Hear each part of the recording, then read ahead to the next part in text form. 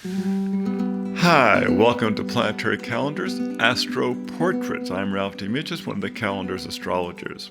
The portrait today is of a country, of Ukraine, which of course has been in the news for the last 6 months or so.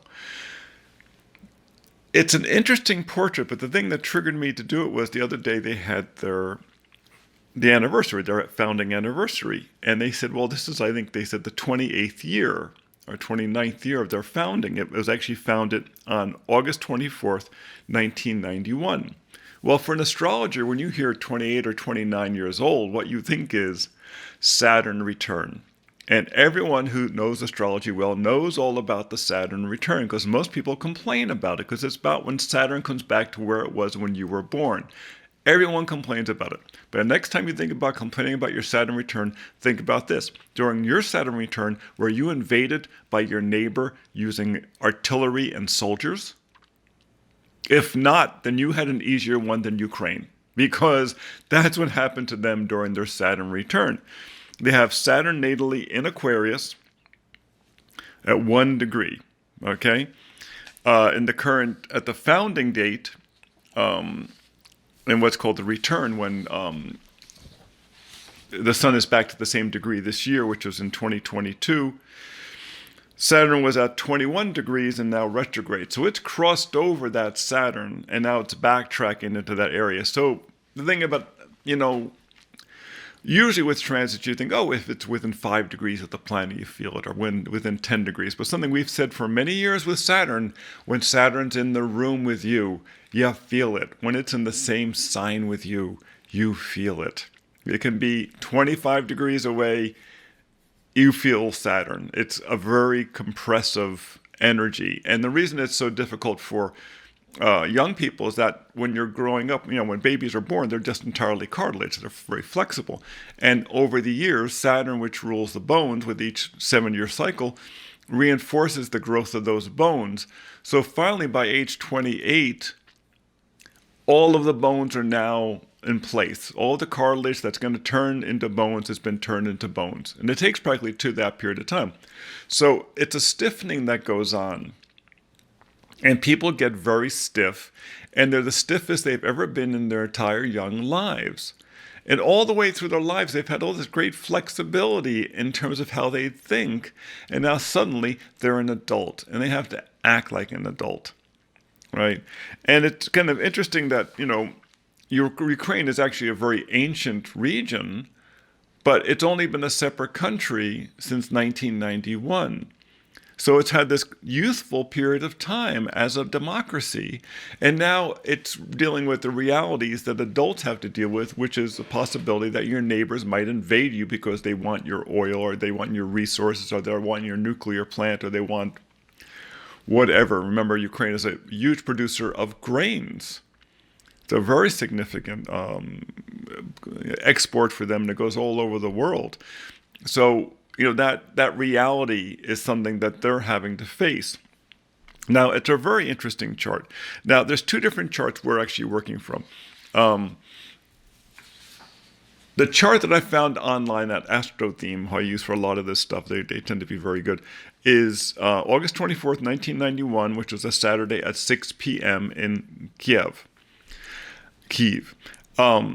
in the capital. And so this places the sun down in the 8th house. It gives it Aquarius rising with Saturn, that's Saturn at 1 degree rising, right at the rising, and the moon in Aquarius rising. And that's by the time when everything was finally signed. But the reality is, when you deal with countries or even with corporations, it's much smarter to use a noontime chart, because it's that entire day. It's, the day in which that country is new under the sun that really describes it as an entity. And so we also used a 12 o'clock chart, and the 12 o'clock chart has Scorpio rising, with Pluto in Scorpio at the rising and Ceres at the rising. And Ceres relates to cereals. And it's funny, because one of the ways in which most countries around the world know, they see Ukraine is as a provider of grains. Remember the Odessa port, the major issue was that they couldn't ship grains out, and this was going to cause famine throughout Africa and in parts of Asia because they provide so much grain. In other words, how they're seen by the world, the ascendant, is Ceres. And it's Ceres in Scorpio, a powerful feminine sign, the sign of Mars. Now, what's interesting, where's Mars? Where's the ruler of that? Mars is in the same sign with the sun in Virgo, in 24 degrees Virgo, right? So it's in the sign of the harvest time. Remember, one of the reasons why Virgo, there's a tremendous number of children born in Virgo. It's one of the largest numbers, and it tends to be a lot of young women tend to be born in Virgo, and it's because young women were considered so valuable for the sorting of the grains and the sorting of foods and such. So this is one of the reasons why there's a lot of conceptions during the winter solstice, the Christmas time, that then results in births 9 months later during Virgo.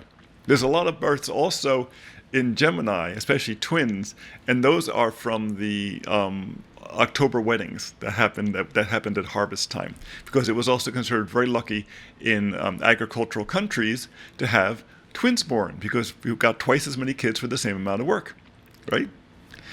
And they had automatic, playmates. Now, the mothers of twins may not agree that this is always true, but if they were running a farm, they probably would find it very, very helpful. Extra hand. So, now,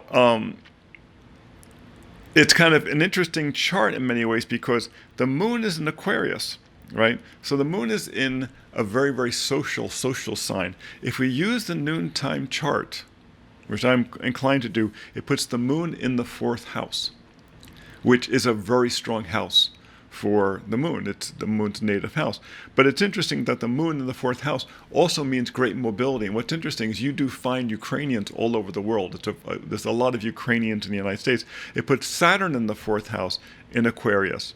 And what's interesting is Saturn in Aquarius in the 4th house, it would mean a very strong foundation of technology. It's Aquarius.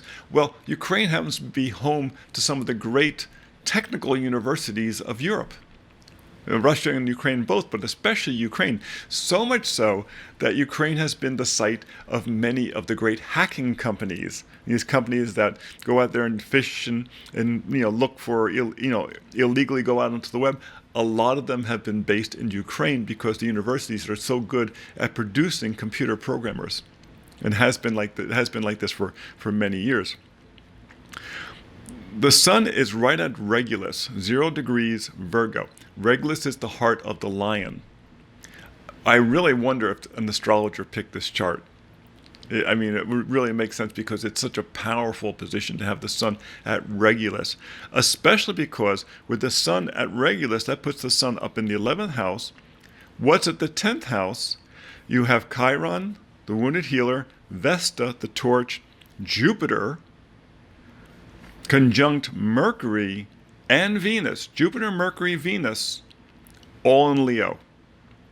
All in Leo, in the later parts of Leo, from 25, 26, 28, which means the most leonine part of Leo. It means it's Leo in the tropical sign and Leo in the sidereal sign.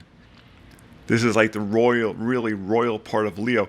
And so having the sun at Regulus, the heart of the lion, the royal heart, and having these 3 big planets, Jupiter, Mercury, and Venus in Leo, gives a certain regal quality to the country.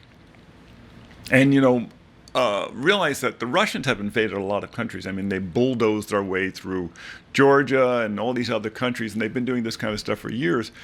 Here they go into Ukraine and they run into a kind of every man's resistance, or every person's resistance, citizen soldiers showing up. Remember, they wouldn't let any men leave the country because everyone was needed to fight. And many women went to the front to fight as well, right? Look at that 11th house where the midheaven is. Midheaven, the sun, Selena, it's a nodal point, astray, and Mars in Virgo. Well, that's the working man. It's Mars and Virgo, the working man as soldier in the 11th house, community, the common man. Do you ever see Zelensky, the president, in a suit? No, if he's not in khakis, he's wearing a t-shirt. He's wearing the shirt of the common man. Have you ever seen Putin not in a suit unless he's bare-chested on a horse? No, he's always dressed to the nines. He's always formal. He's always separate. No, Zelensky, who is an Aquarian with a Leo moon, so he's right on that angle from 10th to 4th house here, is very much part of the common man. And it's interesting because the Virgo concentration there means we are working people. We are people of the land. But that Jupiter, Mercury, Venus says, yes, but we have a royal heritage. And remember, Ukraine really does. It's been a tremendously prosperous country for a long time. In many ways, when it was part of Russia, it was part of the most prosperous part of Russia, because it's further south and it's a huge growing area. So much of Russia is, not livable. I mean, it's wasteland. Ukraine is very, very fertile, very productive, and very connected to Europe, which to a certain extent you could say, well, that Aquarius rising of the 6 p.m. makes sense because they want to be connected to the world. But I think more so that Aquarius in the 4th house makes more sense because they are a very modern country at heart, at home. It's a complex home, but it's also, when you look at this transit, this Saturn transit, which I started with, it means that the Saturn return took place in their 4th house on their homeland. Also, if you look at the biwheels, with the Scorpio rising, you have all the way during this period of time, you've had Mars between the 6th, 7th, and now 8th houses. So Mars has been opposing Ukraine's sense of identity. That's not where you want Mars to be. You want Mars over by the rising, reinforcing your sense of personality, not opposing your sense of personality. And remember, one of the whole things they've been trying to do is delegitimize the government, saying you're not a legitimate government, you're not a legitimate country, you should be part of Russia. We aren't going to take sections back. That's ours. So this Mars is over there doing that. Also, during this period of time, you've had Jupiter go from the 5th house into the 6th house, and now back into the 5th house. These are not good places to have it opposing that sense of identity. When it was in the 5th house, it was in Pisces, it was opposing that sun. The sense of community in the 11th house being opposed from someone's ego in the 11th house with dreams of, rebuilding Russia in the 5th house. And then it's gone to the 6th house, and now it's in the 6th house. Now it's gone retrograde. And you can practically track, Jupiter's movements there in terms of how the battles have gone, how the war has gone. Meanwhile, Saturn is backtracking towards the natal Saturn, though it won't go back quite that far. So I really think there's a lot to be said with using the new time chart here. Right now, I will say that's kind of a nice thing is that Venus, they just had the solar return where the sun passed over the sun. But Venus right now, or Venus right about the time of the solar return, and actually right about now, a couple of weeks later, not quite, Venus is about to pass over its natal Venus, so it's going to have a Venus return. So it's going to get them a lot of good publicity, a lot of good visibility. Also Venus there, Zelensky just wanted the UN and wanted the United States to declare Russia a promoter of terrorism. Well, that's Venus. Venus says this is what's fair. This is what's fair. This is what should be done. And Biden doesn't want to do it because it would complicate other matters in terms of getting them aid. But this is the kind of thing. This is the kind of thing that's happening. You're getting this concentration of planets. As it transits over there, it's very emboldening when you have the sun pass over your sun, or when transits pass over these areas, especially because there is this big concentration in the Leo energy. This country has a very, very strong sense of itself.